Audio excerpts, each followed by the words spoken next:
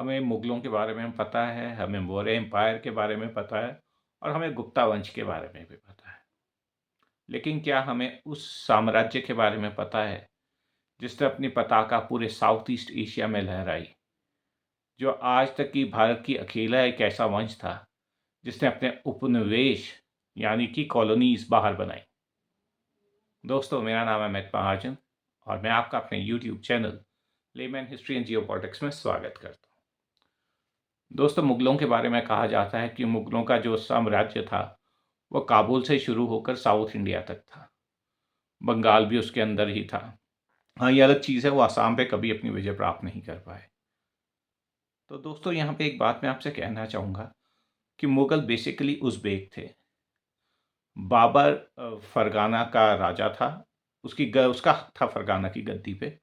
Basically ये लोग समरकंद से थे और उज़्बेक थे ये लोग, और इन्हें शायबानी खान ने बाबर को खदेड़ दिया था वहाँ से और बाबर चला गया था काबुल।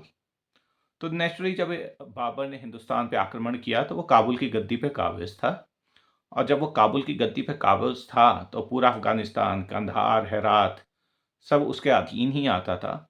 और यही रिवायत आगे चलती आई और मुगलों का राज्य में अफ़गानिस्तान से लेकर दक्षिण भारत तक आया, समय के अलग-अलग विस्तार में, जबकि वो इलाके आगे की तरफ जीतते गए। तो दोस्तों, आज मैं जिस साम्राज्य की बात करना चाहूँगा उसका नाम है चोल साम्राज्य, the Chola empire. Chola empire जो था ये साउथ इंडिया में था, और ये साउथ इंडिया में कहाँ था? वो था आज के तमिलनाडु में। ये कावेरी बेसिन में स्थित था इनका साम्राज्य, और ये इनके 3 पीरियड्स थे। एक तो इनका था अर्ली चोलास, देन बीच का भी एक पीरियड था और एक था लेटर चोलास।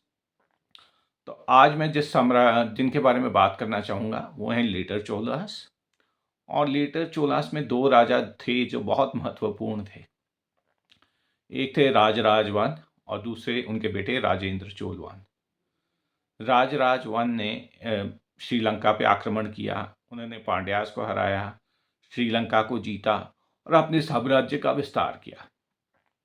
उनके भी जो बेटे थे राजेंद्र चोल वन, उन्होंने, आप मेरी बात ध्यान से सुनिएगा, उन्होंने अपने साम्राज्य का विस्तार करते हुए उड़ीसा को जीता, आंध्रा में अपना विस्तार किया, आगे तरफ उड़ीसा की तरफ बढ़े, बंगाल में पालास को हराया।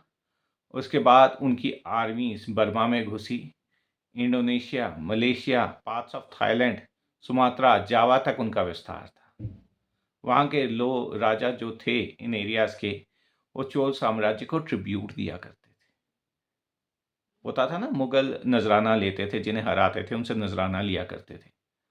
तो सोचिए, तमिलनाडु का एक साम्राज्य, हिंदुस्तान के तमिलनाडु का एक साम्राज्य, उसे सुमात्रा, जावा, इंडोनेशिया, मलेशिया, बर्मा के राजा ट्रिब्यूट देते।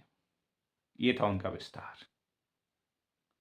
जब राजेंद्र चोल की सेनाएं उत्तर भारत की तरफ बढ़ी और उन्होंने पाला साम्राज्य को हराया, तो जब वो गंगा तट पे पहुंचे तो उन्होंने वहां से गंगा नदी का पानी भरा और उस पानी को बड़े बड़े बर्तनों में भर के वो साउथ इंडिया ले गए, और उन्होंने उस पानी को, गंगा जल को, अपने मंदिरों के टैंक्स में जाकर भर दिया। ये एक सिंबल था उनकी अथॉरिटी का, और दूसरा सिंबल था कि वो डिवाइन राइट्स हैं उनके पास, प्रभु ने उन्हें ये राज दिया है, और वो गंगा जल को नॉर्थ इंडिया से साउथ इंडिया ले जाके राज करने लगे। उनके राज में बहुत सारे मंदिर बने। बृहदेश्वरा टेम्पल है तंजौर में, वो बना।